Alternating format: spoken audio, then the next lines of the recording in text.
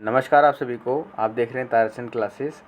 आज की वीडियो में हम पढ़ेंगे रूढ़िवाद विचारधारा। ओके। और वीडियो स्टार्ट करने से पहले भाई सॉरी, मुंह में हो रखे हैं छाले। कुछ बात अगर वीडियो वॉइस जो कटिंग करके आए तो थोड़ा बहुत एडजस्ट कर लेना।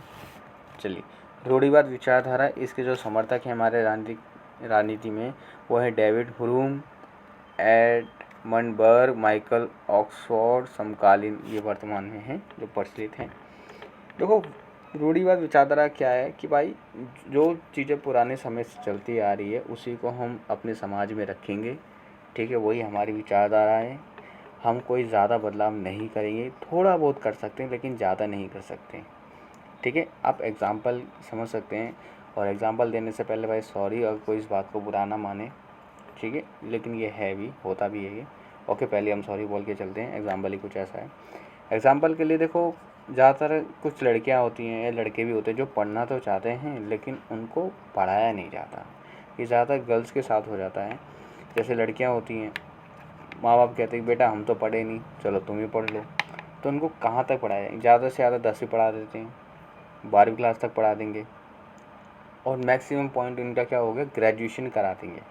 लेकिन उसके बाद उनका तय हो जाता है, वो फाइनल लेवल होता है कि अब आपकी शादी होना तय है। फिर यानी कि शादी करा दी जाती है। शादी भी ये कह के कराई जाती है कि बेटा हम आपकी पढ़ाई थोड़ी रोक रहे हैं, बस आपकी शादी करा रहे हैं और आप अपनी पढ़ाई उनके अपने जो भी कहते हैं ससुराल बोलते हैं वहाँ पे जाके करते रहना। ओके, लेकिन आफ्टर मैरिज पढ़ाई जो है कंटिन्यू नहीं हो पाती है। ओके, ऐसा होता है ज़्यादातर।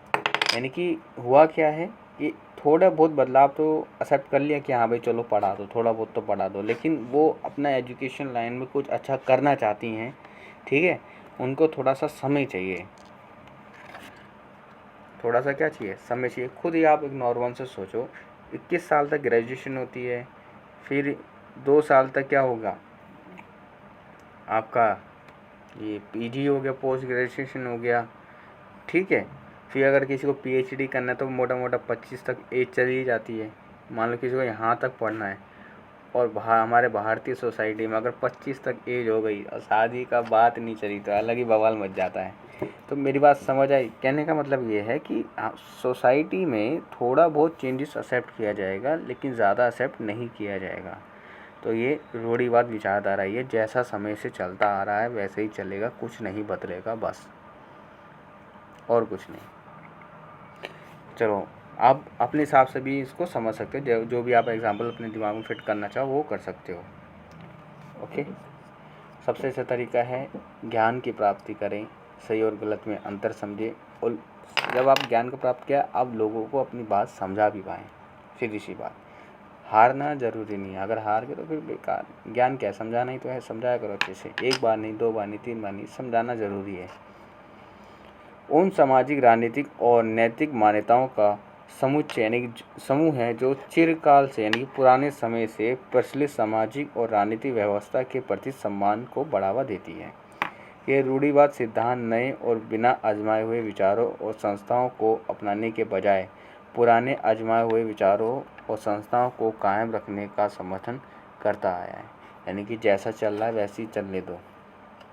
जब किसी व्यक्ति या किसी समुदाय को एक ही शादी में बांध देते हैं या उनके बारे में पक्की धारणा बना लेते हैं तो उसे रूढ़िवाद अवधारणा या विचारधारा कहते हैं। रूढ़िवाद अवधारणा के प्रकार जैसे जाति के, धर्म के आधार पर, लिंग के आधार पर, काम के आधार पर, यानी कि पहले ही सब कुछ सेपरेट कर रखा है। ये इसका एरिया पहले से सेपरेट हो रखा है।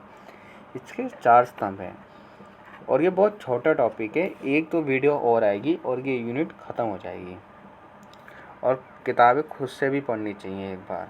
ठीक है, चलिए। और क्लास नोट्स ज़रूर बनाना, नहीं तो बहुत सारे आपके नोट्स बन जाएंगे, तैयार हो जाएंगे। राष्ट्रवाद, और जैसा आपका रिस्पॉन्स रहेगा वैसे वैसे वीडियो आएंगी। प्लीज़ तो चैनल को लाइक भी करा करो। लाइक भले मत करो, सब्सक्राइब करते करो। चलो कोई नहीं।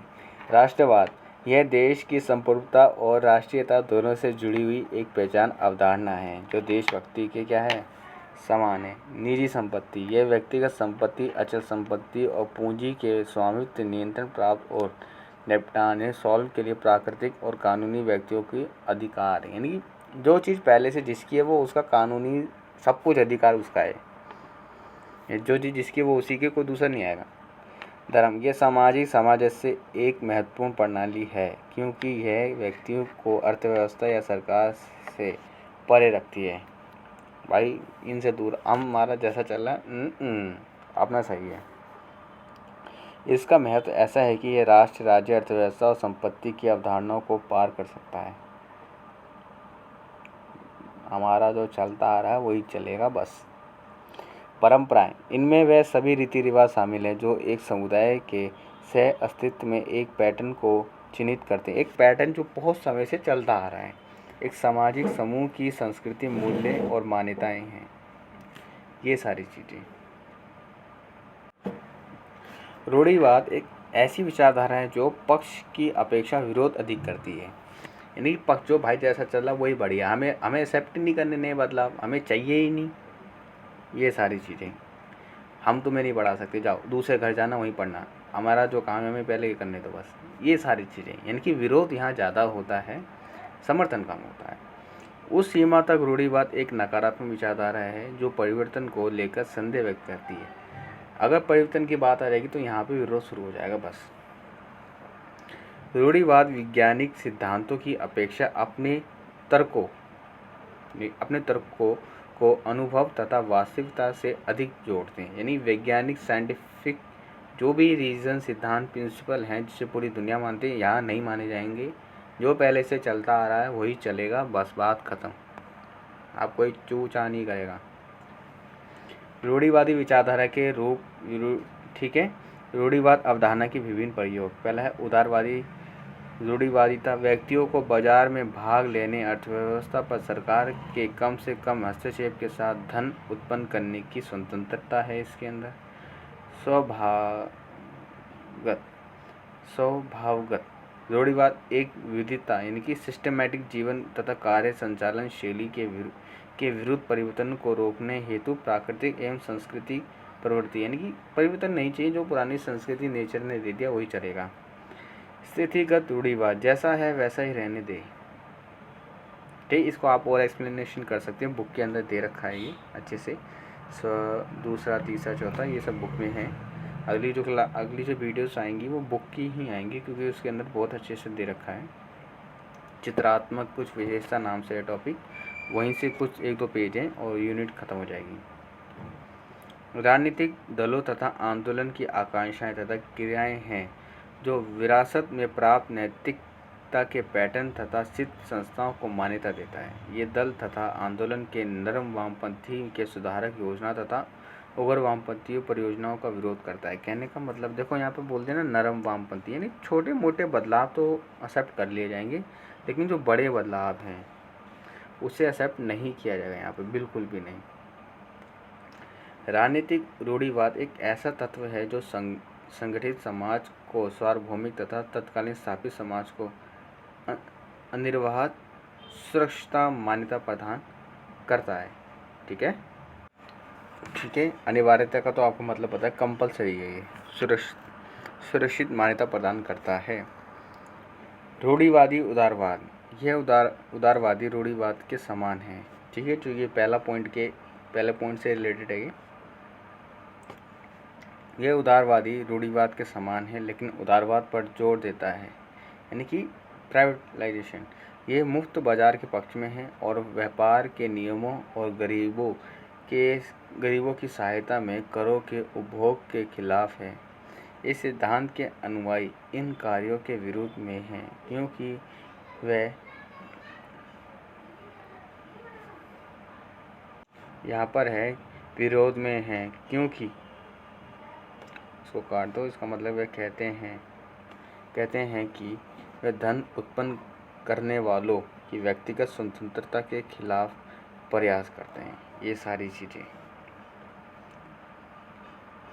मतलब छोटे मोटे बदलाव को एक्सेप्ट करेंगे और प्राइवेटाइजेशन में भी वहाँ पे ठीक है, लेकिन जहाँ गवर्नमेंट के इंटरफेयर होंगे वहाँ पे हटा देंगे।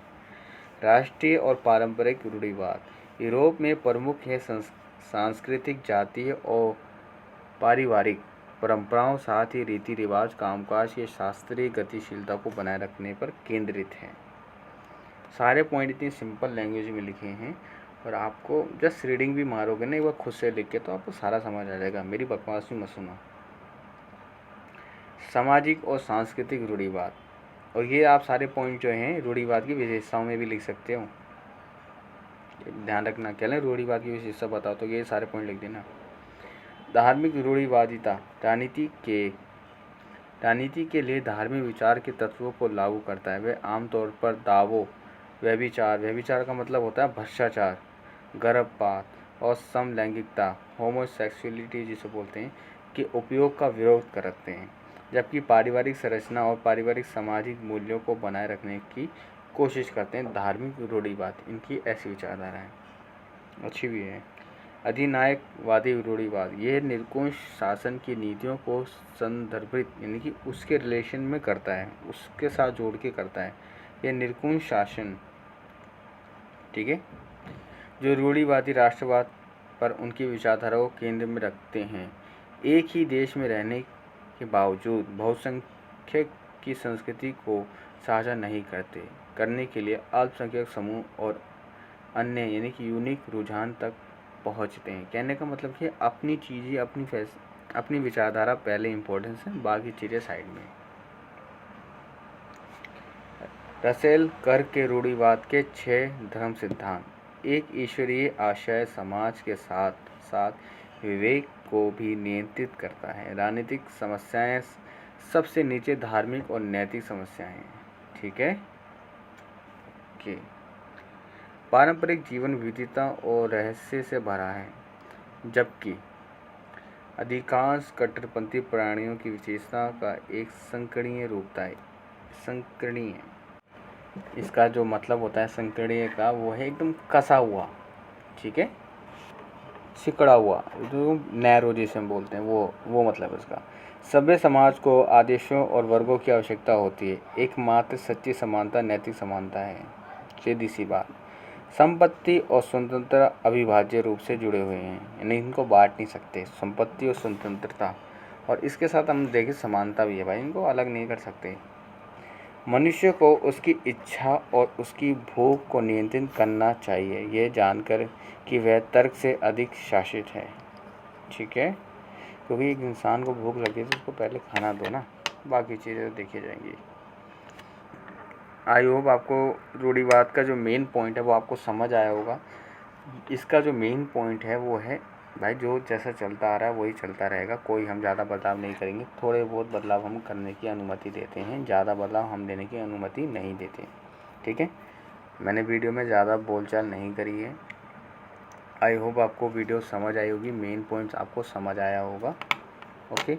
और जैसा आपका रिस्पॉन्स होगा तो नेक्स्ट वीडियो आ जाएगी, ठीक है। आपके रिस्पॉन्स पे डिपेंड करता है, आपका रिस्पॉन्स अच्छा होगा तो वीडियो आ जाएंगी, नहीं होगा तो नहीं आएगी, ओके। बाय, मिलेंगे आपसे नेक्स्ट वीडियो में।